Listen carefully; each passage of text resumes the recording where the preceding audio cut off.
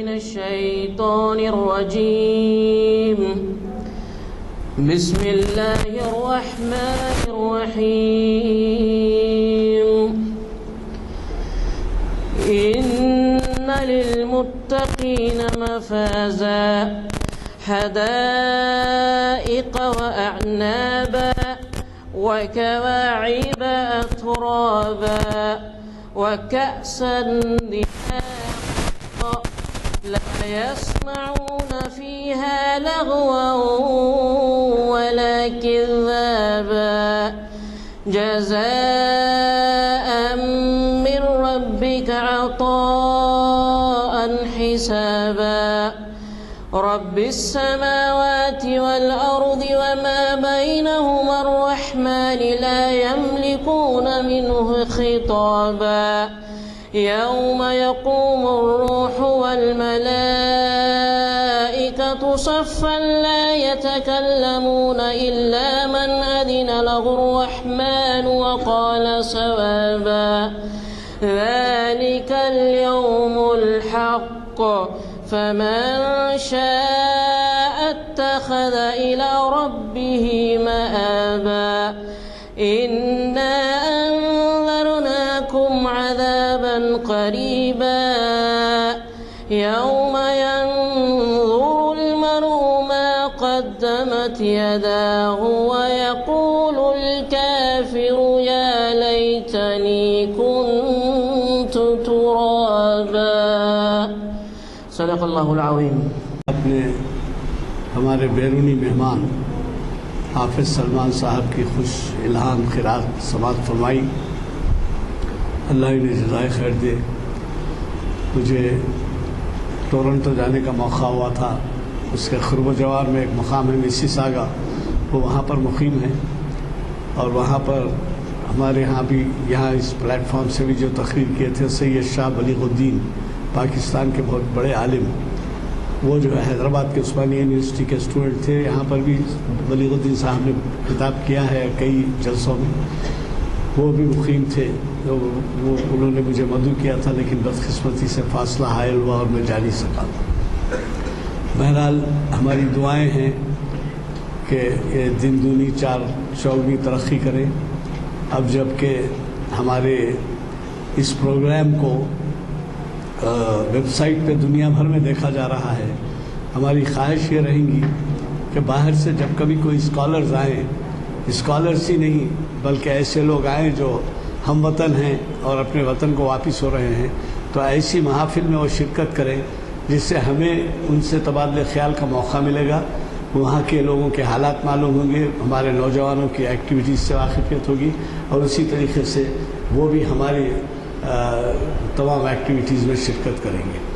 بیرونی ملک سے آتے جب ہیں، بیرون سے، یہ تو امریکہ اور لندن کینیڈا کی بات ہے، لیکن جدہ، ریاض اور ایسے قریبی مقامات، دبئی وغیرہ سے بھی جو آتے ہیں، تو بدقسمتی سے ایسے محسوس ہوتا ہے کہ ان کا پروگرام پورا سیٹ رہتا، اور اللہ چند حضرات کے جو ایسے دینی معاملات میں دلچسپی رکھتے ہیں، بقیہ کا پروگرام یا تو فلیٹ یا پلاٹ یا پھر کسی کی شادی اور اس کے بعد چلے. تو ہمارے جو دینی اجتماعات ہوتے ہیں ان میں لانے کے لیے آپ بھی ترغیب دیجیے. جو لوگ حضرات جہاں پر آتے ہیں مہمانوں کے طور پہ، 15 دن سے ہی، مہینہ بھر سے ہی، اس سے کم مدت سے ہی، آپ یہ غور کیجئے کہ ایک ہفتے میں ہمارے ہاں 3 محافل ہوتی ہیں، مہینے میں 12 محافل ہوتی ہیں. تو یہ بھی تو ہو سکتا ہے کہ 12 محافل میں شریک ہوں، 6 نہیں ہو تو 3، ایک ہفتے میں 1. تو ظاہر مجھے ایسی کمی محسوس ہوتی ہے کہ ہم ان کو مشورہ نہیں دیتے، اور جب ہمارے پاس سے پیمفلیٹ چھپتے ہیں تو تقریباً 100-150 مساجد میں لگائے جاتے ہیں، پھر اخباروں میں اطلاع آتی ہے، اور اس کے بعد بھی اگر کچھ کرسیاں خالی رہیں تو ہمیں ایسا محسوس ہوتا ہے کہ جو بڑے علماء اور اسکالرز ہمیں اپنی خدمات دیتے ہیں، والہانہ خدمات، کوئی معاوضے کی خدمات نہیں. یہ ہمارے پاس ایسے اسکالرز ہیں جب یہ باہر جاتے ہیں تو ان کو 5 اسٹار ہوٹلوں میں ٹھہرایا جاتا ہے، ہوائی جہاز کے کرائے دیے جاتے ہیں. وہ آتے ہیں آپ کے لوگوں کی خاطر، آپ لوگوں کو سننے، آپ کو سمجھنے اور خود کے خیالات سے استفادے کا موقع دینے. تو آپ کوشش کیجئے، ایک کچھ لوگوں پہ چھوڑ دینے سے نہیں ہوتا. آپ یہ کوشش کیجئے کہ اس کو اجتماعی اس کوشش.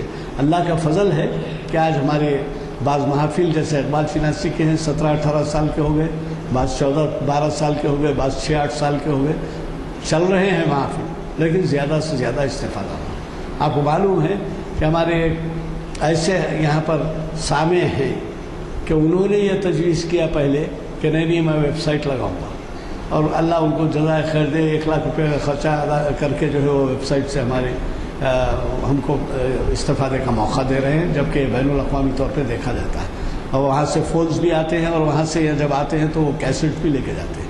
تو اس وجہ سے ذرا آپ لوگ بھی ہماری ان کوششوں کاوشوں میں تعاون فرمائیے۔ میں آج کے مقرر اقبال احمد انجینئر صاحب سے گزارش کروں گا کہ وہ تشریف لائیں شہ نشین پر، اور خاص بات یہ بھی کہنا ہے مجھے کہ اگلے 9واں لیکچر ہے، ہر سال 45 لیکچر ہوتے ہیں، ماہ رمضان میں نہیں ہوتے، اور انہونی کوئی بات آ جائے، کوئی تہوار آ جائے یا کوئی کرفیو ہو جائے یا کچھ ہو جائے تو ایسا ہوتا ہے۔ 45 تو پکے ہوتے ہیں۔ تو 45 کے معنی یہ ہیں کہ آپ خود اندازہ لگا سکتے ہیں 609 کا مطلب کیا ہے، تو تقریباً 10 سال کے ہی جو ہے 450، اور اس کے بعد 209 لیکچر، تو اس لحاظ سے جو ہے شاید 14-15واں سال ہو جاتا ہے۔ تو اور اسی طریقے سے شریعت انفارمیشن کا 502، اور پھر محفل اقبال فنانسی کا تو سب سے پہلے آغاز وہ وہاں سے ہوا، کیونکہ اقبال کے کلام میں دیکھیے آپ کئی پہلو ہیں، ہمالیہ پہاڑ سر جیون، اور آپ کے سارے جہاں سے اچھا ہندوستان ہمارا، ہم اس پہ نہیں جاتے۔ اقبال کے کلام میں جو قرآن مجید کے بارے میں جو ہمیں مواد ملتا ہے، یا اس کی تعبیر ان کے تحت، ان کے خیالات کے تحت ہوتی ہے، اور اسی طریقے سے نہ صرف وہ بلکہ ترجمہ اور قرآن کے حدیث، یہ تمام چیزوں سے متعلق تاریخ اسلام اقبال کے کلام میں سب موجود ہے۔ تو اس لیے اقبال کے کلام کو بین الاقوامی شہرت حاصل ہے۔ دنیا کے شاید ہی کوئی ایسی زبان ہوگی جس میں کہ اقبال کے کلام کا ترجمہ نہ ہوا، سمجھے نا؟ وقت نہیں ہے، ورنہ میں آپ کو اور سناتا ہوں کہ کلام کی کیا اہمیت ہے۔ میں گزارش کرتا ہوں آپ شہ نشین پر تشریف لائیں۔ اللہ وبرکاتہ۔ نحمدہ و نصلی علی رسول الکریم۔ رب اشرح لی صدری ویسر لی امری واحلل عقدۃ من لسانی یفقہوا قولی۔ محترم غلام یزدانی صاحب اور سامعین کرام، آج کا جو موضوع میں نے چنا ہے وہ جمہوریت کا نظام حکومت ہے، اور یہ موضوع آپ جانتے ہیں کہ آج کے حالات کے مطابق بڑی اہمیت رکھتا ہے، اور اس پر ہمیں غور و فکر بھی کرنا ہے۔ تو اس کی لیے میں نے ایک آیت چنی تھی قرآن مجید کی، وہ ہے سورہ عمران کی 26ویں آیت۔ اعوذ باللہ من الشیطان الرجیم، بسم اللہ الرحمن الرحیم۔ قل اللہم مالک الملک تؤتی الملک من تشاء وتنزع الملک ممن تشاء وتعز من تشاء وتذل من تشاء بیدک الخیر انک علی کل شیء قدیر۔ کہہ دیجئے کہ اللہ ہی مالک ہے، جسے چاہتا ہے ملک دیتا ہے، جسے چاہا ملک چھین لیتا ہے، اور جسے چاہے عزت دیتا ہے اور جسے چاہے ذلیل کرتا ہے۔ سب کچھ اس کے ہاتھ میں ہے، اور سب کچھ پر اسی کا اختیار ہے۔ اس اعتبار سے یہ آیت میں نے سنی تھی۔ اب ہمارا موضوع جمہوریت۔ جمہوریت ایک نظام مملکت کی طرح ہمارے سامنے، اور ساری دنیا میں اسی کا غلغلہ ہے کہ جمہوریت جیسا کوئی نظام حکومت اس وقت دنیا میں موجود نہیں ہے۔ انسان اپنی علمی ترقی کے بعد حکومت کرنے یا اقتدار پہ پہنچنے یا لوگوں کی فلاح و بہبودی کے لیے جو قانون بنانے ہیں، اس کے لیے جو کامیابی حاصل کیا ہے، اس کے نتیجے کے طور پر جمہوریت ہمارے سامنے آئی۔ اگر اس پہ آپ غور کریں، یہ دراصل ایک یونانی لفظ ہے، جمہوریت، ڈیموکریسی، جس کے معنی ہیں کہ عام انسانوں کا اقتدار، عام انسانوں کی حکومت۔ جب سے یہ انٹروڈیوس ہوا، جب سے یہ متعارف ہوا، اس میں عام انسانوں میں شمار جو ہوتا تھا یونان ہی کے لوگوں کا ہوتا تھا، غیر یونانی کا نہیں ہوتا تھا۔ اس میں عورتوں کو بھی حق نہیں تھا حکومت میں حصہ لینے کا۔ کئی ادوار گزرنے کے بعد، کئی چیزوں کی تبدیلی آنے کے بعد 17ویں اور 18ویں صدی میں ایک نظریہ ہمارے سامنے آیا کہ جمہوریت کے کیا معنی ہونے چاہیے، جمہوریت کسے کہا جائے۔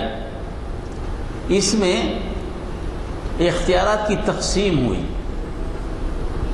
ایک اختیارات کی تقسیم 3 دھڑوں میں ہوئی، ایک اس میں مقننہ ہو، ایک اس میں عدلیہ ہو، اور ایک سے عاملہ ہو، یعنی پارلیمنٹ، جوڈیشری، اور تیسرا جو ہے ایگزیکٹوس۔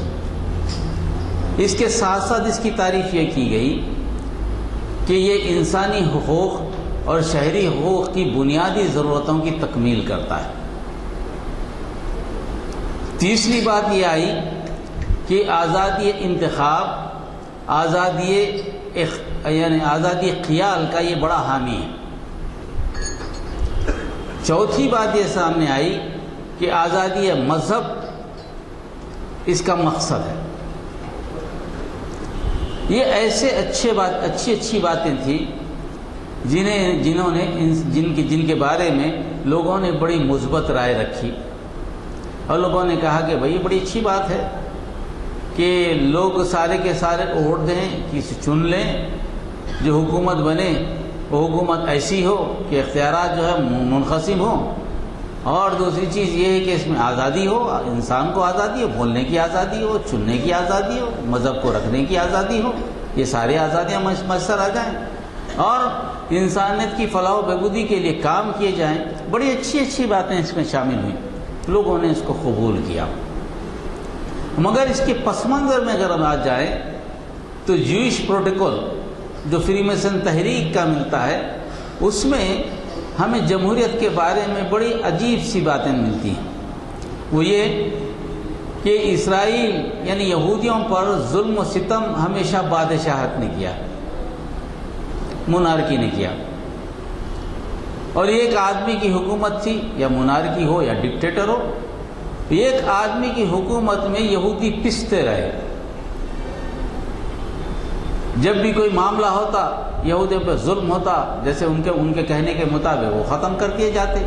فرانس سے نکالے گئے، برٹین سے نکالے گئے، اسپین سے نکالے گئے، یہ سارے چیزوں سے نکالے گئے۔ تو اس کے بعد فرانس میں جو فری میسن تحریک کا اجتماع ہوا، اس میں انہوں نے فیصلہ کیا کہ حکومت اگر ایک کے ہاتھ میں ہو، ہمارا تو برا حال ہو رہا ہے، کیوں نہ حکومت لوگوں کے ہاتھ میں دی جائے، تاکہ ہم گرفت میں نہ آ سکیں۔ لوگ ہزاروں آدمی ہم کو پکڑیں، یہ تو ممکن نہیں، ایک آدمی تو ہمیں پکڑ سکتا ہے۔ اس خیال سے انہوں نے جمہوریت کی بڑی تعریف کی، اور جمہوریت کی تعریف میں فری میسن کے پروٹوکول میں آپ دیکھیں گے تو انہوں نے جمہوریت کا مذاق بھی بڑا اڑایا کہ اچھی بات ہے کہ بھئی ان لوگوں کو حق رائے دہی دے دو جن کو معلوم ہی نہیں کہ حکومت کیا ہے،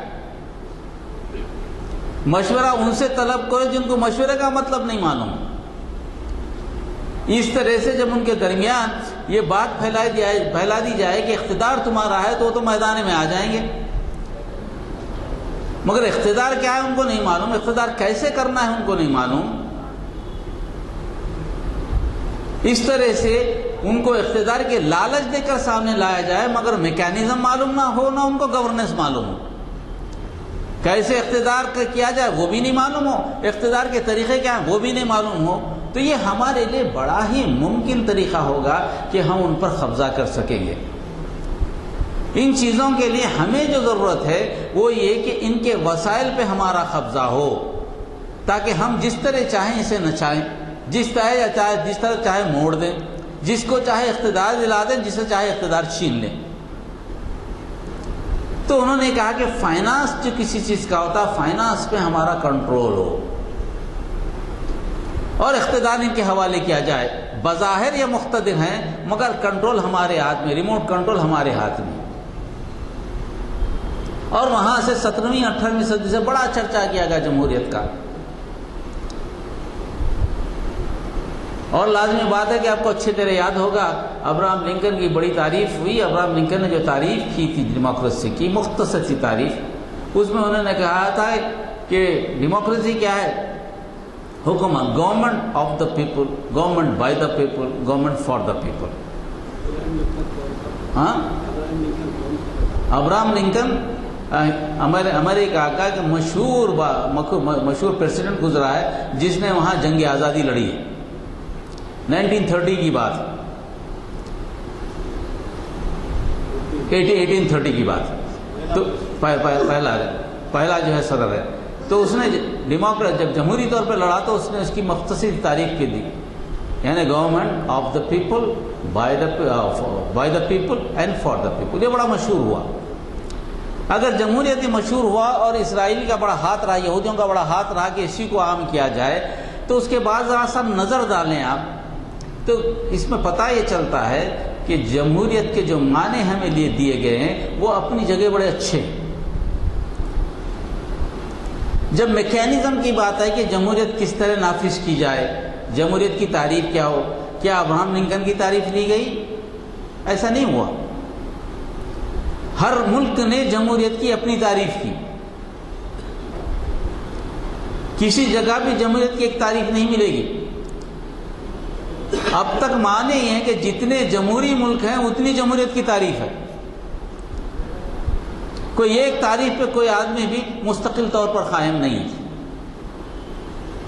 جمہوریت آئی تھی مونارکی کو ہٹانے کے لیے، جمہوریت آئی تھی ایرسٹوکریسی کو ہٹانے کے لیے، جمہوریت آئی تھی اتھارٹیرین رجیم کو ہٹانے کے لیے، جمہوریت آئی تھی تھیوکریسی کو ہٹانے کے لیے، یعنی مذہبی حکومت کو ہٹانے کے لیے، جمہوریت آئی تھی ڈکٹیٹرشپ کو ہٹانے کے لیے۔ یہ سارے چیزوں کو ہٹانے کے لیے جمہوریت آئی تھی۔ مگر جمہوریت کو جب نافذ کرنے کی کوشش کی گئی تو کسی ملک نے جمہوریت کی کوئی ایک تعریف نہیں کی۔ میکینزم کے معاملے میں جھگڑا ہوا کہ میکینزم کیسا ہو، طریقے کیسا ہو، اس کا وہاں اختلاف ہوا۔ کسی نے کہا کہ ہم ڈائریکٹ ڈیموکریسی چاہتے ہیں کہ ہر معاملہ ہم پبلک میں جائیں گے، پارلیمنٹ کی ضرورت نہیں، ہر معاملہ ہم پبلک میں جائیں گے، ریفرنڈم ہوگا، بات ہو جائے گی۔ اسی صورت میں آپ کو معلوم ہوگا کہ سوئٹزرلینڈ اسی پہ عمل کرتا ہے۔ کسی نے کہا کہ نہیں بھائی ایسا نہیں ہوگا، پریسیڈنشل ڈیموکریسی ہوگی، صدارتی نظام ہوگا، صدر کو منتخب کریں گے، اس کو سارے اختیارات دیں گے، پھر اس کے بعد اس کو کنٹرول کرنے کے لیے کوئی الیکٹورل کالج، کوئی دوسرے کالج، کانگریس وغیرہ رکھیں گے، وہ کام ہوگا۔ جس میں ہمارا فرانس بھی چلتا ہے، امریکہ چلتا ہے۔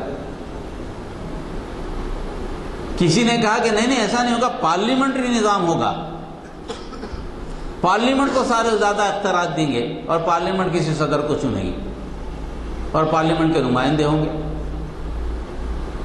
یہ بات طے ہوئی اور اس طرح سے ڈیموکریسی کے میکینزم میں تفرقہ آتا رہا اور اس قسم کے ڈیموکریسی آتے گئے۔ کبھی یہ ہوا کہ ریفرنڈم اپنے پارلیمنٹری نظام میں کبھی ریفرنڈم داخل ہو گیا، کبھی ایمرجنسی آ گئی تو پارلیمنٹ کا نظام جو ہے نا پریسیڈنشل ڈیموکریسی بن گیا۔ قطعی طور پر کوئی ایک نظام پہ قائم ہو ایسا کوئی سلسلہ نظر نہیں آتا۔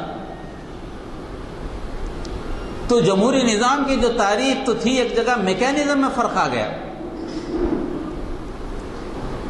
اس کے بعد جب معلوم ہوا کہ بھئی رجیم کیسی بنے تو اس کو ڈیموکریٹک رجیم کہا گیا، یعنی سیکولر قسم کی مذہب کی آزادی کی رجیم، مذہب کی آزادی، آزاد انتخاب ہو، ڈیموکریٹک رجیم، حکومت ایسی بنے۔ اور حکومت کیسی نہ بنے؟ ایرسٹوکریسی نہ ہو، مطلب ہے کہ عقیدہ ایک ہو اب دوسرے عقیدے کو ماننے کی گنجائش نہ ہو، ایسا نہیں ہونا چاہیے۔ دوسرے عقیدے کو برداشت کرنے کی صلاحیت نہ ہو، ایسا کوئی نظام نہیں ہونا، عقیدے کو برداشت کرنے والا نظام ہونا چاہیے۔ بات یہ بھی کہی کہ اتھارٹیرین نہ ہو، مطلب ہے کہ عقیدے کے کچھ حصوں کو تو اجازت ملے، عبادت کی تو اجازت ملے، مگر اس کا قانون نہ ہو۔ جس پر علامہ اقبال نے کہا تھا، ملا کو جو ہند میں ہے سجدے کی اجازت، نادان سمجھتا ہے کہ اسلام ہے آزاد۔ علامہ اقبال نے کہا تھا اس کو، یہ اتھارٹیرین نظام نہ ہو۔ بعد نے کہا کہ چند آدمیوں کی حکومت نہ ہو، چند خاندان کی حکومت نہ ہو، کسی خاندان کی وراثت میں نہ چلے۔ بعض نے کہا کہ ڈکٹیٹرشپ، ایک آدمی کی حکومت ایک قسم کا نام، یہ ساروں کے خلاف جو ہے جمہوری نظام کی بات آئی۔ اس کے بعد منتخب ہو کر آپ سامنے آئے۔ مگر اب جب آپ یہ دیکھیں گے کہ آیا جمہوریت کے جائزہ اگر لیں آپ جمہوریت کے نظام کا، تو آیا کہ جمہوریت کے نظام نے اپنی جو بات، اپنے جو اقدار ان کے ہیں، آیا اس کو اپنے میکینزم یا طریقے سے پورا کیا ہے یا اچھی گورننس بنی ہے؟ کیونکہ گورننس کی سب سے بڑی خوبی کیا ہے جمہوری نظام کی، کہ رشوت سے پاک نظام۔ جمہوریت کے نظام میں یہ بات کہی کہ رشوت سے پاک نظام، اور اس کی پوری توجہ انسانیت کی فلاح و بہبودی کے لیے ہو، اس کا پورا عمل انسانی حقوق کے لیے ہو، شہری حقوق کے لیے ہو۔ بڑی اچھی باتیں، جمہوریت کی بہت اچھی باتیں، مگر جب اچھی باتیں ہو، قانون بن جائے، قانون جب تک نافذ نہ ہو، قانون پر عمل نہ ہو، اس قانون کو قانون تو نہیں کہا جا سکتا۔ کہا یہ جائے گا قانون تو تم نے بڑا اچھا بنایا، مگر تم نافذ کرنے کی صلاحیت نہیں رکھتے یا نافذ کرنے میں تم ناکام ہو، تو یا تو قانون میں کچھ کمی ہے یا تو پھر تمہارے میں کچھ کمی ہے۔ یہ دو باتیں 300 سال کی تاریخ میں اگر آپ دیکھیں گے جمہوریت میں، یہ دو باتیں ہمیشہ سے چلی آ رہی ہیں۔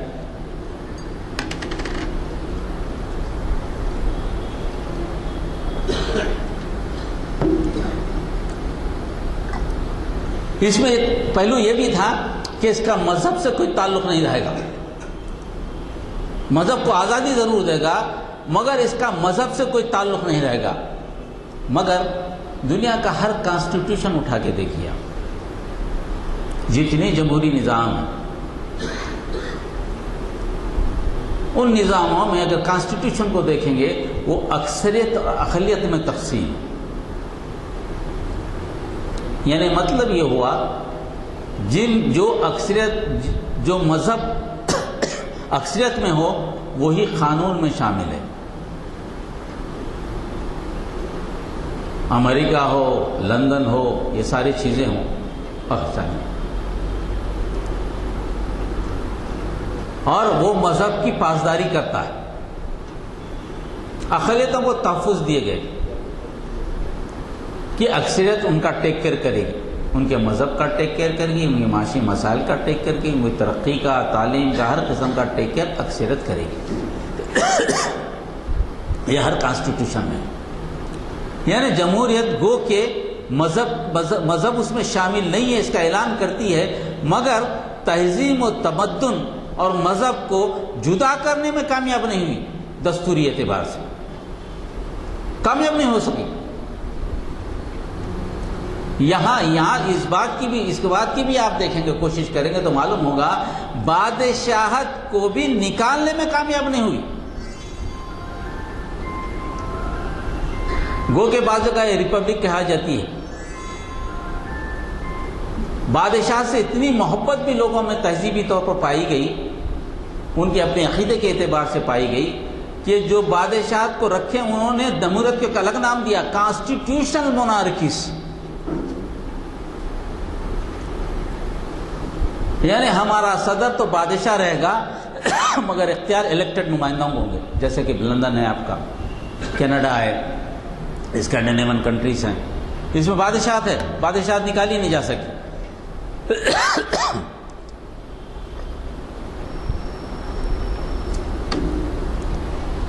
اب آئیے اس بات پر کہ یہ سب چیزیں چلتی رہیں اس کے ساتھ. یہ پس منظر میں آپ کو اس لیے بتا رہا ہوں کہ جمہوریت ہر زمانے میں تہذیب و تمدن مذہب سے جدا نہیں کی گئی، اور ہر زمانے میں اس میں کچھ نہ کچھ اضافہ، کچھ نہ کچھ تبدیلی ہوتی رہی، اس کی تعریف بدلتی رہی. کسی خاص تاریخ میں کسی خاص نظام سے اس کو جوڑا نہیں جا سکا. تو مطلب ہے کہ جب ماضی میں ہوئی تو مستقبل میں بھی اس کے امکانات ہو سکتے ہیں، ہونا چاہیے، کیونکہ ایک مسلسل سسٹم ہے یہ، تو اس میں گنجائش ہے، ہونا چاہیے. یعنی دوسرے نظام، دوسرے تہذیب کو بھی اس میں داخلے کی اجازت ہے، اگر وہ اپنے مقاصد سے آتا ہے، جمہوری طریقے سے الیکٹ ہو کے آتا ہے، تو اپنی تہذیب کو بھی اس میں داخل کرے، اپنی تمدن کو بھی داخل کرے، اپنے مذہبی اپنی اکثریت کو بھی داخل کر کے یہ نظام بنا سکے. اس کی اجازت تو ہونی چاہیے. جب سارے لوگ لیتے ہیں اجازت، تو خاص مذہب کو بھی اجازت ملنی چاہیے. مگر اب جب آپ دیکھیں گے تو اعداد شمار کے اعتبار سے کیا جمہوریت لوگوں کو راغب کرنے میں کامیاب ہوئی؟ 300 سال کے بعد بھی آپ دیکھیں گے تو جمہوریت کو کہ اعلان کیا جاتا ہے یہ اکثریت کی حکومت ہے. مگر کیلکولیشن کریں میتھمیٹیکلی، آپ ترقی یافتہ ممالک میں، امریکہ کے ابھی ریسنٹ الیکشن میں وہاں 55 تا 60% پر پولنگ ہوئی ہے. مطلب یہ کہ 40 سے 45% عوام کو دلچسپی نہیں تھی ووٹ دینے میں. یعنی 200 سالہ جمہوری زندگی میں بھی امریکہ جیسا ملک پورے لوگوں کو راغب کرنے میں ناکام ہے کہ ووٹ دینا ان کا بنیادی حق ہے. ووٹ دینا دراصل ان کا اپنا انتخاب ہے، آزادی انتخاب ہے. اس میں کامیاب نہیں ہوا. کیوں؟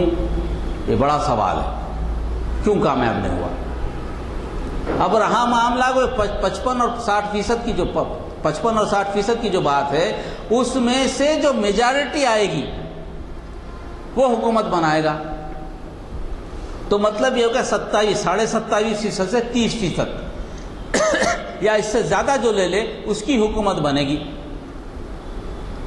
اعداد و شمار کے اعتبار سے جمہوریت جو بنتی ہے وہ ریپرزنٹ کرتی ہے 27 سے 30% آبادی کا، اس سے زیادہ کا نہیں. تو اس اعتبار سے اگر آپ دیکھیں، گو کہ اس کا دعویٰ ہے اکثریتی حکومت ہونے کا، مگر یہ رہنمائی کرتی ہے اقلیت کی. تو اس کا یہ دعویٰ کہ اکثریتی تعداد کی حکومت ریپرزنٹ کرتی ہے، یہ بات صحیح نہیں معلوم ہوتی اعداد و شمار سے اب تک. یہ تو رہا اعداد و شمار. اس میں بات ہے، دو اہم باتیں ہمارے سامنے. ایک تو ہے انسانی حقوق، دوسرا ہے مذہبی آزادی. انسانی حقوق پر سب متفق ہیں،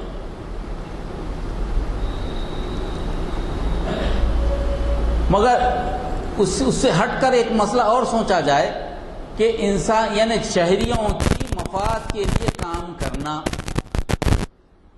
یہ جمہوریت کا بنیادی مقصد ہے کہ جس ملک سے انتخاب ہو اس ملک کے منتخب نمائندے اپنی شہریوں کے فلاح و بہبودی کے لیے کام کریں.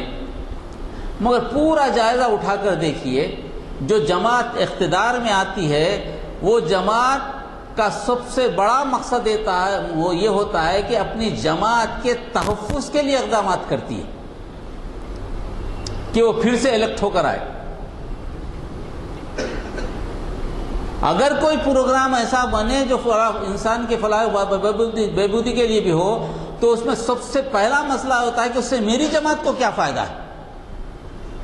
آیا میں اس کی بنیاد پر یہ وعدوں سے میں پھر ووٹ لے سکتا ہوں یا نہیں لے سکتا ہوں. تو پیش نظر شہریوں کی فلاح و بہبودی نہیں ہے، پیش نظر یہ ہے کہ مجھے میری جماعت کو کتنے ووٹ ملیں گے.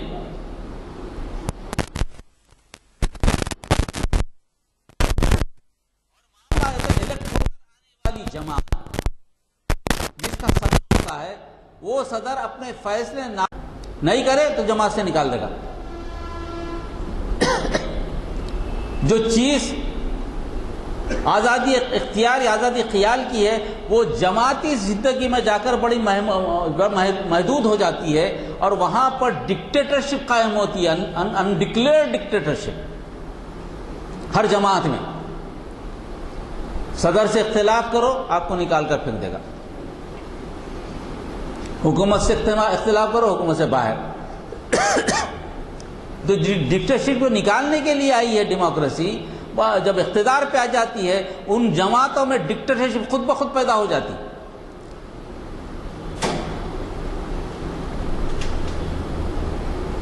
اس طرح سے جو ہے نا انسانی فلاح و بہبودی جو ہے نا دراصل رہن ہو جاتی ہے ان جماعتوں کے پاس، جماعتوں کے تحفظ کے ساتھ۔ رشوت کا اعلان ہو رہا ہے کہ بارے ثبوت مل رہے ہیں پورے، کتنے راشی ہیں، کروڑوں کی دولت ختم ہو رہی ہے، مگر میدان اقتدار ہے، جمہوریت ہے، کوئی کسی کو پکڑے گا نہیں۔ پکڑے گا کس کو؟ جس کا جماعت سے تعلق نہیں ہے۔ سیاسی جماعت جو ملوث ہے رشوت میں، اس کو پکڑے گا کوئی نہیں، اس پہ کوئی قانون نہیں ہے۔ قانون میں کون پکڑے جائے گا؟ وہ جو کسی جماعت سے تعلق نہ رکھتا ہو۔ عام آدمی پکڑا جائے گا، عام شہری پکڑا جائے گا، مگر وہ لوگ نہیں پکڑے جائیں گے کسی جو سیاسی جماعت سے تعلق رکھتے ہوں۔ تو رشوت تو مٹانے کے لیے آئی تھی، تو گورننس میں یہ کمزوری پائی گئی۔ اب آئی ہے، یہ تو داخلی طور پر انتشار کی بات ہے۔ اور جمہوریت کا معاملہ یہ ہے، چونکہ اکثریت جو ہے نا اقلیت کے تحفظ کے لیے آئی ہے، مگر کسی بھی ملک میں دیکھیے کہیں بھی اقلیت محفوظ نہیں ہے، کسی بھی ملک۔ امریکہ میں 1963 میں ووٹ کا حق ملا کالوں کو،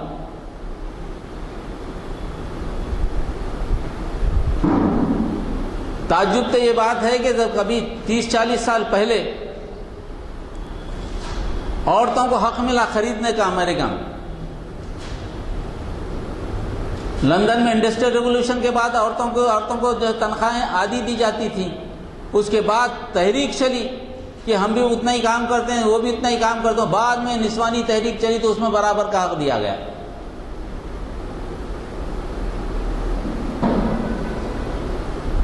یہ ساری باتیں آپ کو سامنے آئیں گی کہ خود ان کے معاشرے میں جمہوری نظام میں جو مساوات کا تصور، ایکول اپارچونٹیز کا جو تصور ہے، وہ تصور کو کس طرح مسمار کیا؟ کس نے؟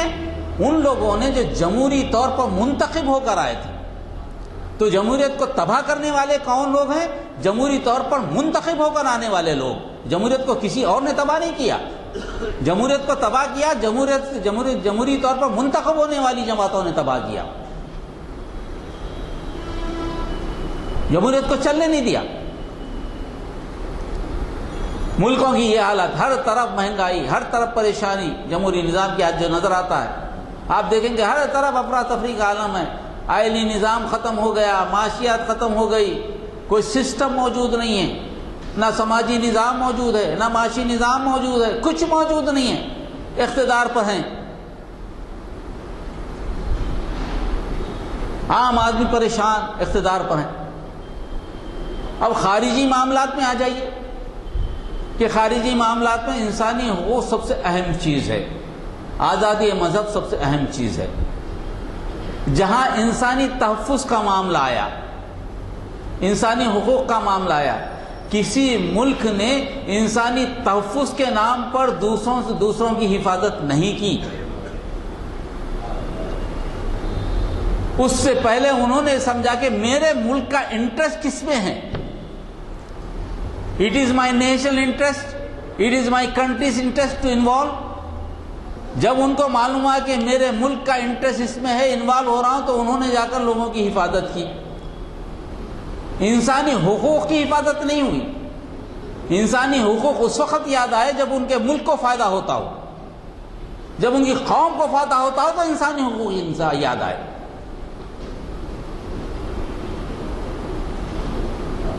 اس طرح سے جہاں بھی دیکھیں آپ انٹرونشن ہونا ہے تو کب ہونا ہے؟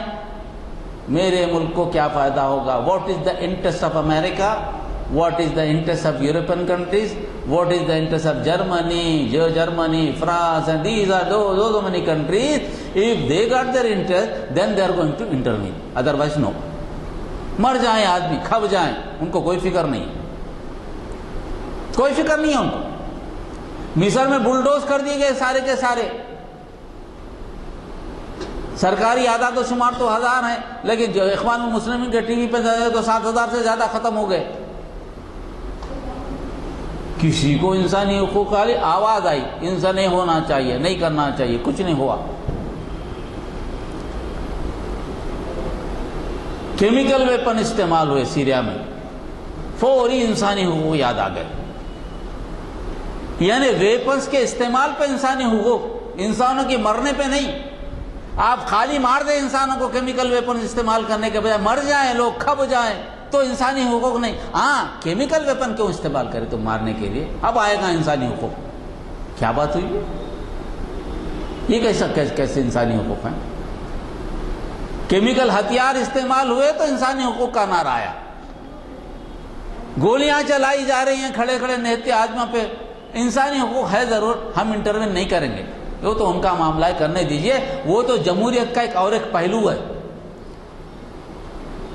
ایک دن میں 6000 مر جائے تو انسانی حقوق نہیں ہے, انسانی حقوق یاد نہیں آئیں گے. انسانی حقوق کب یاد آئیں گے؟ کیمیکل ویپن استعمال ہوئے تو انسانی حقوق یاد آئیں گے. اور کیمیکل ویپن استعمال ہوئے تو بھی انسانی حقوق کیوں یاد آئیں گے؟ کیونکہ ان کو وہاں فائدہ ہے.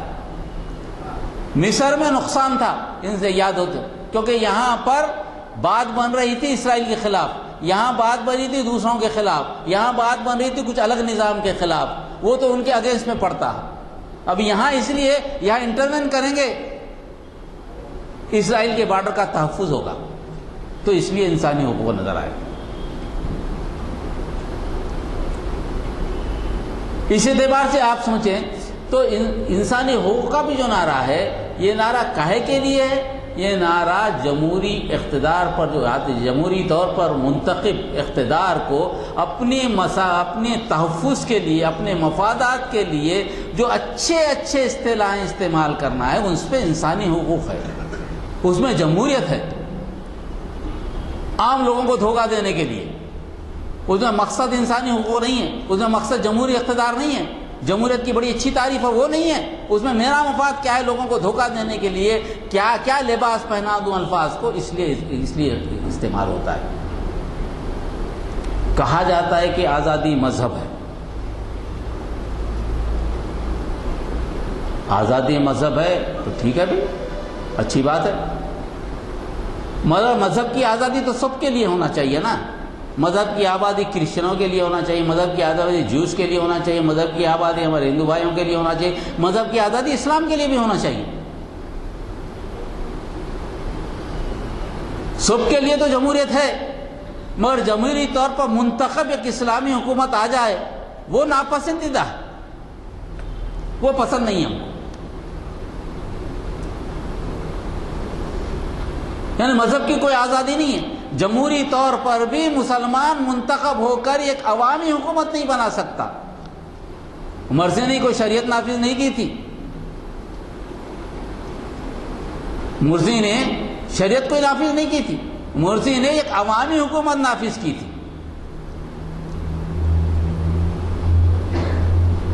اگر نافذ کی تھی عوامی, اس کو اجازت نہیں ہے. اسلامی ذہن رکھنے والا آدمی اگر عوامی حکومت پر آ جائے, جمہوری طریقے بھی استعمال کرے تو ان کو ناپسند ہے. تو پھر میں آزادی خیال کیا ہے, آزادی انتخاب کیا ہے, حق رائے دہی کہاں گئی؟ جمہوریت کے وہ سارے کے سارے جو اقدار ہیں جن کا بیان کیا, بڑے اچھے الفاظ میں بیان کیا جاتا ہے, مگر جب نافذ کرنے کی بات, عمل کرنے کی بات آئی تو وہ غائب کیوں ہو جاتے ہیں, کیوں مسلط ہو جاتے ہیں؟ کیوں امریکہ چاہتا ہے کہ جمہوریت ہماری ہی چلے, ہماری چیز مسلط ہو, کیوں چاہتا ہے؟ اب ایک نئی تھیوری نکالی گئی کہ اب تک کی تعریف الگ تھی, اب کہا جا رہا ہے کہ جمہوری طور پر انتخاب ہونا ہی جمہوریت نہیں ہے, مگر اب ہم یہ دیکھیں گے کہ جمہوری طور پر منتخبہ حکومت کیا رخ اختیار کرتی ہے. کون سے ڈھنگ سے چلتی ہے، کون سی گورننس ہوتی ہے، کیا میکانزم اختیار کرتی ہے، وہ بھی دیکھا جائے گا۔ مطلب یہ کہ جمہوری طور پر منتخب ہونے والی حکومت کو اختیار قطعی نہیں ہے کہ وہ خود سے فیصلہ کرے، اپنے عوام کے مطابق فیصلہ کرے، اپنے تہذیب و تمدن کے مطابق فیصلہ کرے، اپنے مذہب کے متعلق فیصلہ کرے، اس کا کوئی اختیار نہیں ہے۔ جمہوری طور پر منتخب ہونے والی حکومت کو اسی وقت جمہوریت کہا جائے گا جبکہ وہ جمہوری طور پر منتخب ہو اور فیصلے پورے مغرب کے ہوں، قانون مغرب کا ہو، مذہب مغرب کا ہو، طریقے مغرب کے ہوں، ذرائع ابلاغ مغرب کے ہوں، سماج مغرب کا ہو، سارے چیزیں جب مغرب کے ہوں تو وہ جمہوریت ہے، ورنہ کوئی جمہوریت ہے۔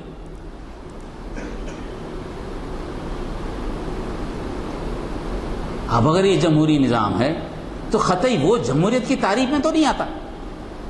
جمہوریت کی جو اچھی اچھی تعریف ہے جس کو پڑھ کر ہم خوش ہوتے ہیں وہ اس میں تو نہیں آتا۔ اب یہاں پر ابراہم لنکن کی جو تعریف ہے وہ ذرا بدلتی نظر آتی ہے مجھے۔ گورنمنٹ آف دی پیپل کہا تھا ابراہم لنکن نے، government O F of the people, لوگوں کی حکومت، مگر یہاں ڈبل ایف ہو گیا، گورنمنٹ آف دا پیپل ہو گیا، او ڈبل ایف ہو گیا، چلے گی دور نہیں اب کوئی حکومت ایسی۔ ابراہم لنکن نے کہا تھا government by the people, B Y, یعنی وہ لوگوں سے۔ اب معاملہ بی وائی کا نہیں ہے، بی یو وائی کا ہے، بائی دا پیپل، لوگوں کو خریدو، خرید کے حکومت کرو، لوگوں سے رضامند ہو کے حکومت نہ کرو، بائی دا پیپل، ہر جگہ وہی ہے، پیسہ دو اٹھ لو، اور کوئی طریقہ نہیں ہے۔ اب ڈیفینیشن بدل گیا، گورنمنٹ فار دا پیپل تھا، ایف او آر، وہ لوگوں کے لیے، لوگوں کے واسطے، ایف او آر اب ایف اے آر ہے، لوگوں کے واسطے نہیں، دور ہے، لوگوں سے دور، لوگوں کے واسطے تو ہیچ نہیں حکومت، کس کے واسطے؟ سرمایہ داروں کے واسطے، سیاسی جماعتوں کے واسطے۔ یہ ڈیفینیشن بدل گئی۔ ہم تو اس جمہوریت کو ماننے کو تیار ہیں جو گورنمنٹ آف دا پیپل ہے، بائی دا پیپل ہے، فار دا پیپل، اگر ابراہم لنکن کی ہو، جو اقدار بیان کیے گئے اس پر عمل ہو تو بالکل ماننے کو تیار ہیں۔ مگر وہ جمہوریت سے وہ چیز حاصل ہی نہیں ہوئی جو حاصل ہونا ہے، تو پھر وہ جمہوریت کو لے کر کیا کریں گے؟ گھول کے پئیں گے؟ کیا کریں گے؟ نہیں، پر یہ نہیں ہو سکتا، یہ ممکن نہیں ہے۔ تو اس کا مطلب یہ ہوا کہ جمہوریت جہاں اعداد و شمار میں ناکام ہے، اکثریت کے بجائے اقلیتی حکومت ہے، اسی طرح جمہوریت گورننس میں بھی ناکام ہے۔ اس کی وجہ کیا ہے؟ اب سوال یہ پیدا ہوا کہ وجہ کیا ہے؟ اس کی وجہ یہ کہ no system in the world is perfect. کوئی بھی دنیا کا نظام مکمل نہیں ہے۔ اور ایک اہم چیز کیا ہے؟ اس میں جمہوریت میں مواخذہ نہیں ہے، محاسبہ، اکاؤنٹیبلٹی نہیں ہے۔ جو جمہوریت کے جو اقدار اچھے لکھے گئے ہیں، اگر اس کی پیروی کوئی حکم اقتدار نہ کرے تو اس پر کوئی قانونی مقدمہ چلے، جو نہ چلنے والے اس کو سزا دے، ایسا کوئی میکانزم نہیں ہے، ایسی کوئی قانون نہیں ہے۔ آدمی کتناؤں کے قتل کر دے مگر اس کی پوچھ نہیں، اگر سیاسی جماعت سے تعلق ہو، سیاست سے تعلق ہے تو اس کی کوئی پوچھ نہیں ہے۔ کھا جائے دنیا بھر کا پیسہ، اس کی کوئی پوچھ نہیں ہے بعد میں، تو اکاؤنٹیبلٹی نہیں ہے۔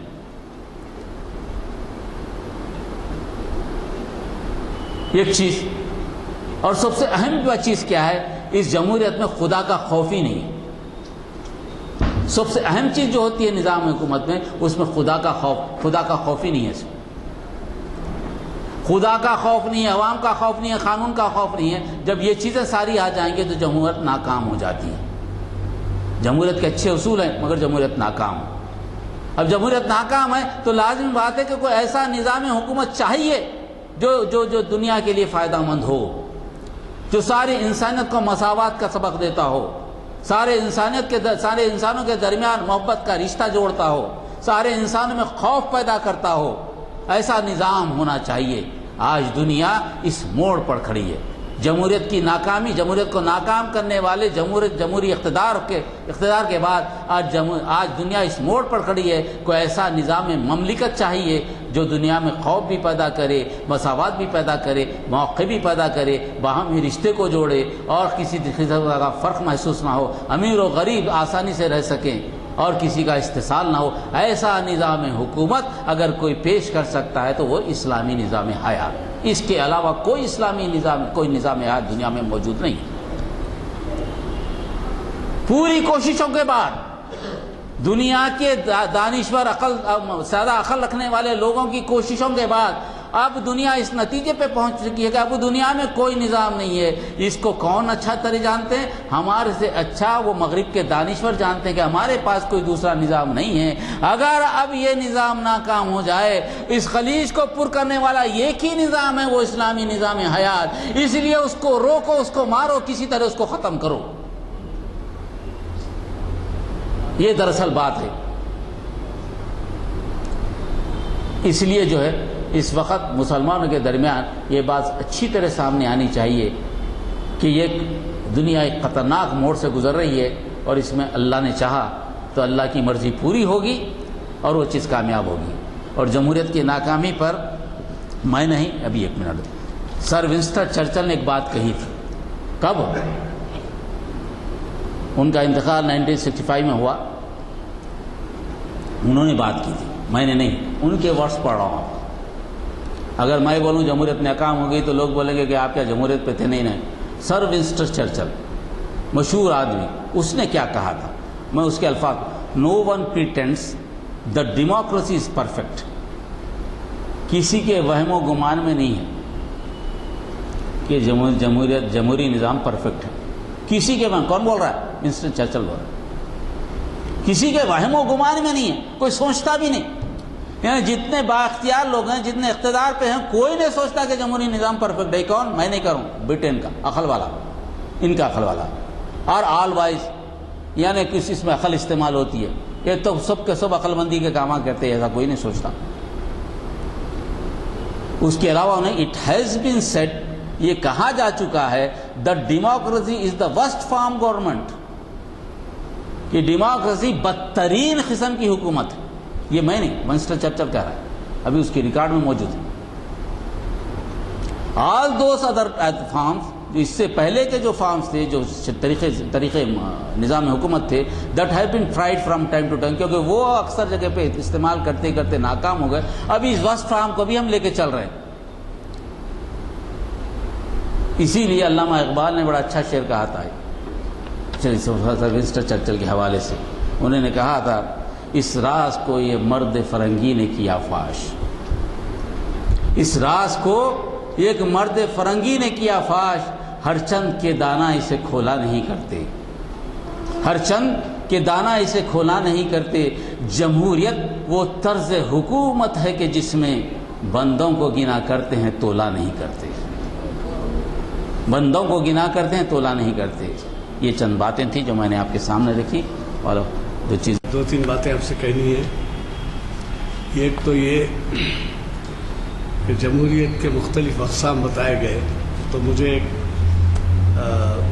ایسی بات یاد آئی جو مجھے دنیا بھر میں مشہور ہوگی، لیکن مجھے خود رشیا میں سننے کا موقع ملا کہ ایک امریکن اور ایک رشین میں یہ بحث چل رہی کہ ہمارے ہاں جمہوریت ہے، ہمارے ہاں جمہوریت، اور دونوں جب ضد پہ آ گئے تو امریکن نے کہا ہمارے ہاں ایسی جمہوریت ہے کہ میں صدر امریکہ کے پاس پیش ہو کر یہ کہہ سکتا ہوں کہ تم گدھے ہو،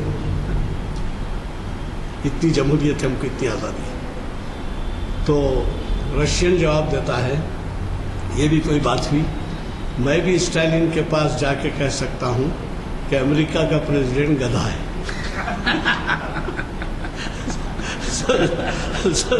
تو اس جمہوریت کی جو تاریخ میں بیان ہوئی، اس کے اوپر مجھے وہ واقعہ یاد آیا۔ اب آپ نے ونسٹن چرچل کو کوٹ کیا ہے، نوجوان بھی بیٹھے ہیں، اس کو دنیا کے 7 بڑے آدمیوں میں گنا جاتا ہے، اور اس کے وار میموائرز جو ہیں اس کو نوبل پرائز ملا ہے۔ وہ وار میموائرز ہمارے نوجوان جو بیٹھے ہیں وہ ضرور پڑھنے کی کوشش کیجیے، غیر معمولی ہے۔ دوسری بات یہ ہے کہ آپ کو پتہ ہے کہ ہمارا پبلک گارڈن میں ہیلتھ لیکچر ہوتا ہے اور ایک عام فائدے کی چیز ہے، اس لیے میں آپ سے گزارش کر رہا ہوں کہ ایک بہت ہی بڑا امریکن دواخانہ قائم ہوا ہے جس کا نام ہے امریکن آنکالوجی انسٹیٹیوٹ حیدرآباد، اور اس کے مشہور ڈاکٹر سائی یندموری یہ جو ہے کل لیکچر دے رہے ہیں صبح 7 بجے، اور عنوان ہے پھیپھڑوں کا کینسر۔ آپ بولیں گے کہ پھیپھڑوں کا کینسر کو ہم کو کیا کرنا ہے، ہم تمباکو کو استعمال نہیں کرتے، ایسا نہیں ہے۔ ان کا جو نوٹ آیا ہے اس میں یہ بھی ہے کہ امریکہ کی تحقیقات میں یہ ثابت ہے کہ آپ تمباکو نوشی کیجئے مت کیجئے، مگر ویسے لوگوں کو بھی پھیپھڑوں کا کینسر ہوتا ہے۔ تو آپ ضرور ہے، ہمارے ریسرچ اسکالرس میں محمد انور الدین صاحب نے ایک کتاب شائع کی ہے، اردو سیکھنے کے لیے آسان اردو زبان سیکھنے کے لیے آسان اردو۔ یہ محمد انور الدین اس کے رائٹر ہیں، اور یہ کتاب جو ہے رعایتی داموں میں ہے، شاید پرنٹری کی بھی خرچ اس سے زیادہ آیا ہوگا، 120 روپے کی، لیکن 60 روپے میں دے رہے ہیں۔ یہ کتاب ضرور لیتے جائیے، اگر گھر میں پڑھی بھی رہے تو بچے اور عورتیں جو ہے اس سے استفادہ کر سکتے ہیں۔ دوسرے یہ کہ میری ایک تالیف جو ہے انجمن ترقی اردو کی جانب سے شائع ہوئی ہے، کچھ یادیں کچھ باتیں، اس میں بھی حیدرآبادی زندگی کے متعلق بہت سے واقعات موجود ہیں، یہاں اکثر رکھی جاتی، کئی دفعہ رکھی گئی۔ یہ رعایتی داموں پہ اویلیبل ہے، یہ انجمن ترقی اردو آندھرا پردیش حیدرآباد کی جانب سے شائع ہوئی ہے۔ رعایتی دام اس کے 250 ہیں، ویسے 375 کی ہے، یہ بھی ضرور لیتے جائیں۔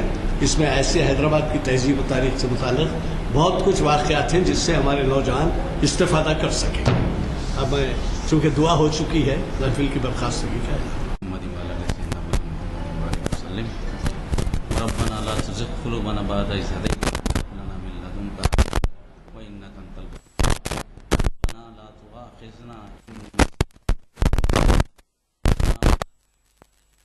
ما حملته على قبلنا ربنا ولا طاقة لنا به واعف عنا واغفر لنا وارحمنا أنت مولانا فانصرنا على القوم الكافرين سبحان ربك رب العزة عما يصفون وسلام على المرسلين والحمد لله رب العالمين۔ السلام علیکم ورحمۃ اللہ وبرکاتہ۔